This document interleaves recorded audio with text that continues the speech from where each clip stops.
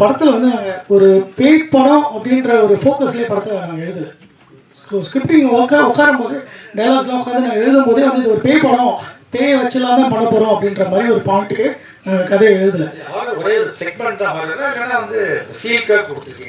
அது ஒரு ஃபீலுக்காக ஒரு இதான் சார், ஒரு எலிமெண்ட் தான். இது வந்து படம் ஃபுல்லாகவே நீங்கள் வந்து ஸ்கோபிஃபைடாக எடுத்துக்கலாம். அதாவது எப்படின்னா படம் ஃபோக்கஸ் வந்து உங்களுக்கு ஃபுல்லாகவே த்ரில்லிங்காக தான் இருக்கும்.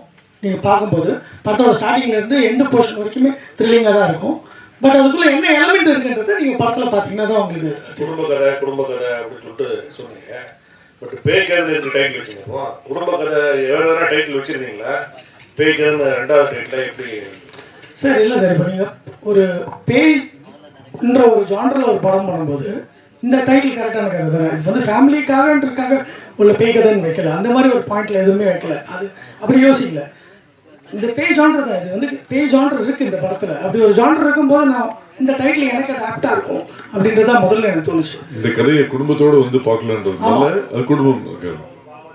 ஆமாம் சார், இல்லை பேய் கதையும் குடும்பத்தோடு பார்க்கலாம். பேய் கதை குடும்பம் சார். இப்போ காஞ்சனா இருந்தது, எத்தனையோ படங்கள் வந்திருக்கு. ஃபேமிலி ஆடியன்ஸ் தான் அதிகமாக போய் படம் பார்க்குறாங்க.